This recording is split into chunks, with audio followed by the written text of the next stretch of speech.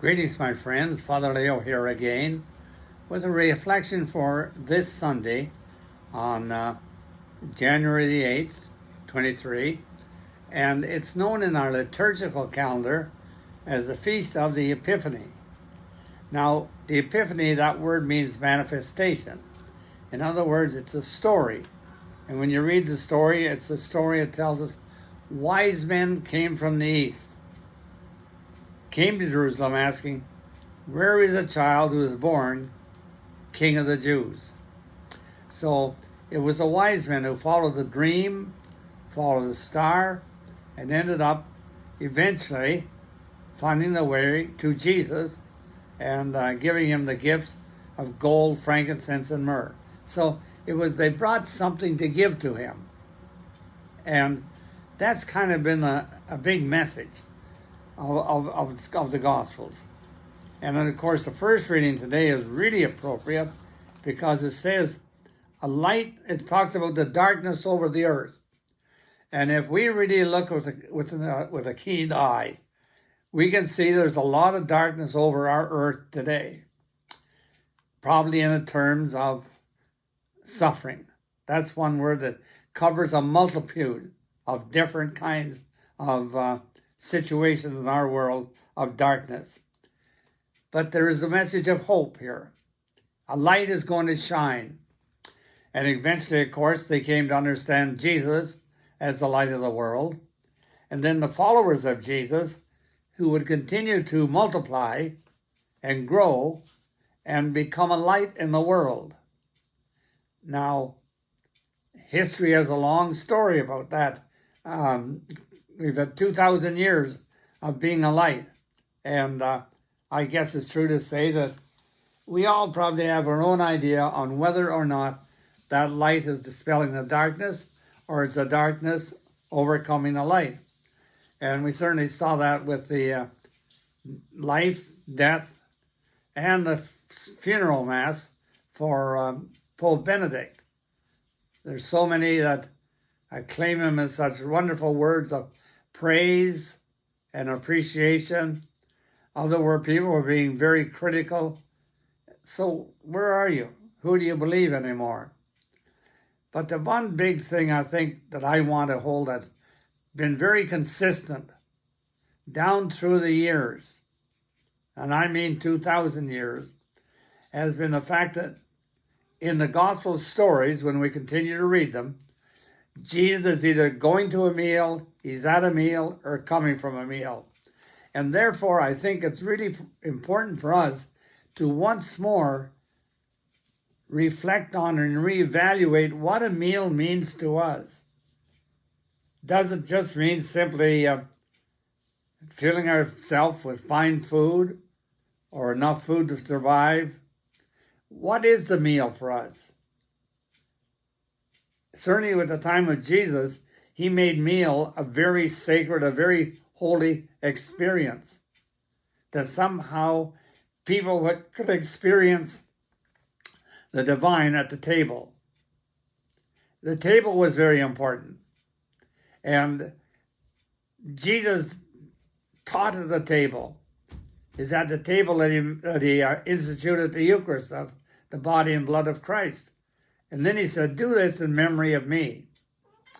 Now that doing in memory of Jesus is not just reenactment of that Last Supper, as we call it,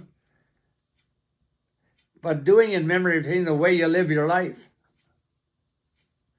But you see, there is a connection between that, we call it the Last Supper, or the first Mass, if you will. There's a connection between that and the living of life. In other words, you were to come to the table and be fed, and by being fed, have the spirituality and the spiritual strength to live the gospel. So it's a very strong connection, and I think maybe in some ways that connection is perhaps not seen as clearly today as it was in the past, particularly with the pandemic, when people were no able longer to go to Mass, to go to church, and then it came online, watch it online. and then afterwards the churches are open. But from what I hear, the vast majority of people are not coming back. If anything, a few of them are still watching it online. So there is that failure to see the connection between the table and the meal and the living of one's life with purpose and meaning, and living it in accordance with the keepings of the teachings of Jesus. So when we talk about the meal, let's talk about it for a moment. We know in the traditional understanding of the church, the fall redemption model of Christianity, then the Mass was seen as a sacrifice. As a sacrifice, a non-bloody sacrifice, where once more Jesus is there in the bread and wine as a sacrifice to placate an angry God. That was sort of the heart or the essence of the Mass, as we called it. Today I'm trying to get people to think in terms of a meal, in terms of a meal. And that somehow in the terms of a meal, it opens it up for meaning for us, because although if we're just eating fast food and we're in a hurry just to eat and get on with it, and food doesn't mean anything to us, then we're really missing the point. But this is meant to be a meal. I remember when I worked for the school board, I often met a lot of young teachers who would say to me, I went to Mass on Sunday, I left not feeling fed. So even intuitively, people realized they were either being fed on Sunday at Mass or they were not. But they were using that key word, fed, being fed. Now, you don't get fed at a sacrifice. You don't get fed when you're having a sacrifice to placate an angry God. You don't get fed when you are at a sacrifice to sort of get the grace to find your way into heaven when you die. No. A meal has to do with living our life in the here and the now. Here and now. And that's what you got to catch. It's living in, how many psychologists today are teaching living in the now? Well, our spirituality tells us live in the now. That's the way we are to live, in the now. Spiritually, as well as physically, emotionally, mindfully, living in the now. And to do that, we need food. Food for the body, food for the mind, food for the soul, and above all, food for our spirit, for our whole being. For our whole being. It's a holistic kind of a meal. So I try to get people to think in terms of the Mass as a meal. As a meal.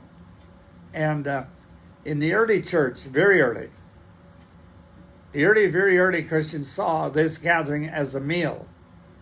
Agape, a love meal. And they would all bring food. All bring food. And there would be a group of people, maybe 6 or 10 families would gather on a Sunday. And there they would share the meal. Potluck. You and I call it potluck today. They called it an agape meal, a love meal. But they brought the food to the table, and there they sang their songs. They read and talked about the Word of God. They didn't have the New Testament yet, but they had the Old Testament, the Torah, and eventually the New Testament. And they shared their faith stories, and they had bread and wine. And at the beginning of the meal, they would appoint one of the elders to be the leader. He wasn't ordained to be the leader. And they would do what Jesus did. They would take bread, bless, break, eat. Wine, bless, drink. The sacrament. So it was really a sacramental meal. A sacramental meal. A sacred meal. But through the whole thing, it's not just one little action of getting a little wafer at communion time, that's reductionism to the nth degree. How much smaller can you get when you reduce this meal to a little white wafer, which people take on their hand or in their tongue and walk away? I'm not putting that down. That's a wonderful thing, but it's reductionism to the nth degree. And so today I'm saying to people, just as the early people brought dishes, different foods and wine to their agape meal, so we need to bring something to our Sunday meal. And to see it as a meal, that's the big thing. As long as we're trapped in the traditional fall redemption model, we'll keep calling it a meal, because that's what the word points to. Now, if we point at a meal, it points to something else. It points to the reality that the meal in our life is a very important. And we know that Christmas is just over. And how many people gathered for a Christmas dinner, and by the being together, especially having not seen each other during the pandemic, there's great rejoicing, there's happiness, music, perhaps singing of Christmas carols, gathering at the table with abundance of food on it. And the food has come from different families, but they gather. And when people get up from that table and walk away and go home, there's a feeling of well-being. They've been nourished and fed, not just by the food, but by the fellowship. There's the key to it. It's the fellowship. The whole person is fed. That's a real meal. If the meal we have only fills our body, it's, again, reductionism. That's the bottom line, the least it can do. But when there is a meal where there's good conversation, uplifting conversation, grace before meals, perhaps talking about life experiences, prayers, and the meal that is taken with joy, it's all the difference in the world. Well, that's what we're trying to talk about when we have a church meal. I know we will always call it a mass, probably, as far as I know, but that doesn't matter. But at least if we know we're going to a meal, we're going to a meal. And what can you bring to that meal? It's a different time now. We're not able to gather with a group of people, just invite people to our table. So we gather in small groups. I know a lot of people are gathering in their home with their family and watching the Mass on stream, as we call it. Or in my case, we have a group of people who gather, and they're on every week, the same group of people. And one of the things we introduced was time for conversation, for dialogue. In other words, what's your story? And that means a lot. It's not just reading, and we've also introduced more up-to-date prayers, if you will. Prayers which are more to do with mealing, eating and drinking and singing and dancing and drumming. Yes, all of that. More of a festive kind of a meal. And people so ask me, what can I bring to the meal? One thing they can bring to the meal is, on Saturday, read over the scripture readings. So when it comes time for sharing, you've already heard or read the scriptures, and you're in a better place to share. Bring generosity. We have people who need to do the readings and our sessions. Come ready, or the day before. Let whoever is responsible for planning put your name in. Send an email. Say, I'll do a reading. I'll do this. I'll do that. The musicians, the music ministry, very vital part of our meal. And they're certainly putting their gift on the table. When we put our insight out, in other words, If we just sit there and don't say a word, we're not contributing much. We need to be people who put our word out there. Have the courage to say, well, this is the way I feel about it. This has been my experience. Sharing at a deep level. And that takes everybody into a deeper level and makes the Mass, or what I call the meal, more relevant, more important, more powerful, more grace-filled. And that's what's important, because, you know, I think one of the reasons a lot of people quit Mass altogether was because it's the same reason as young teachers told me. We go home, we have not been fed. So I can see their point. What's the point of going to a meal if you go home hungry?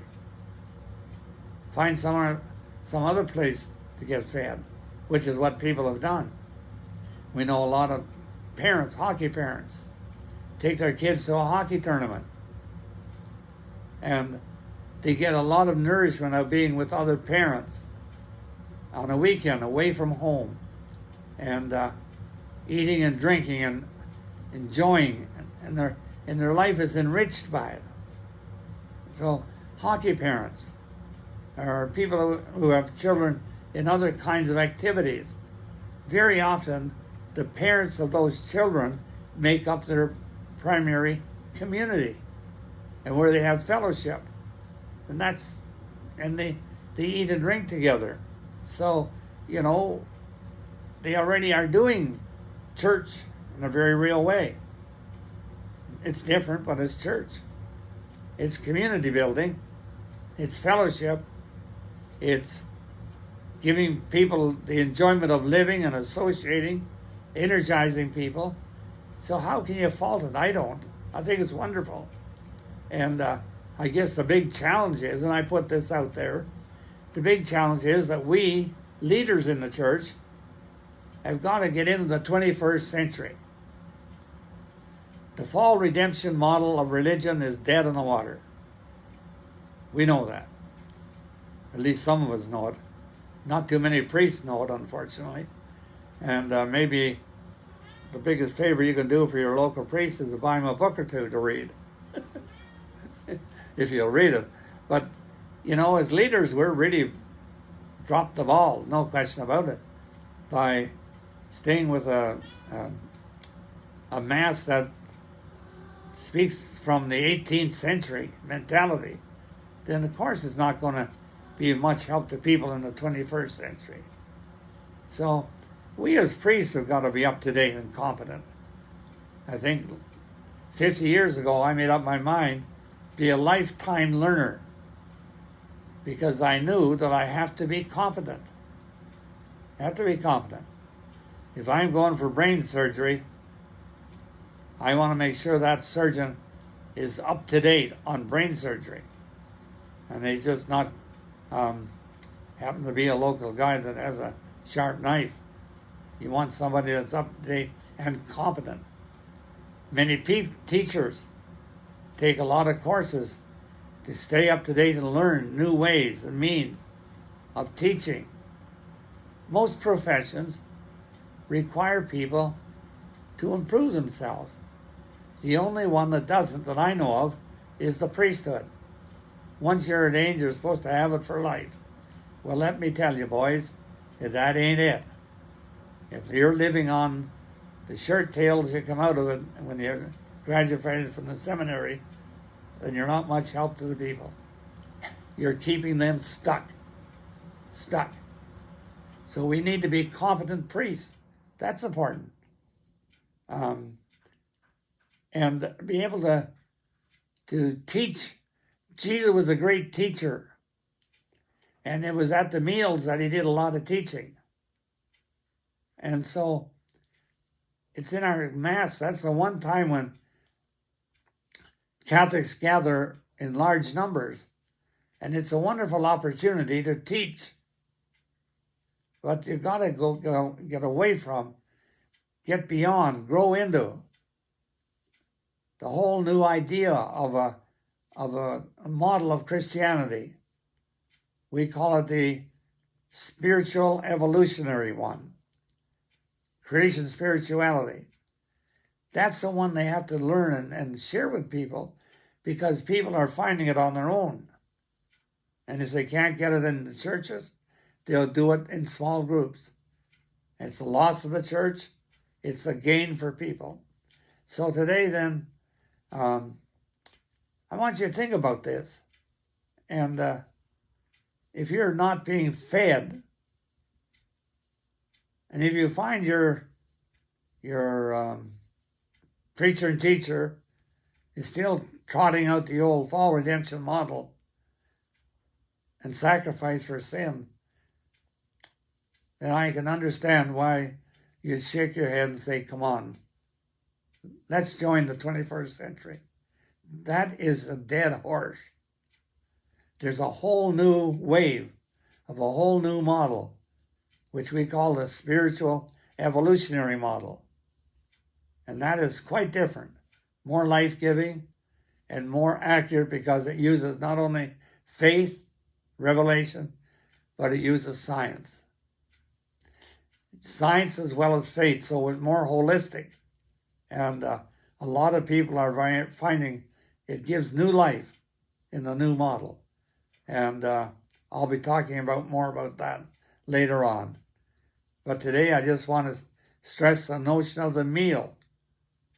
How we make our daily meals more sacramental. How we make our Sunday meal more of a sacrament. More life growth, more transforming, more joy-filled, more relevant for people to live in the 21st century. That's our challenge. God bless.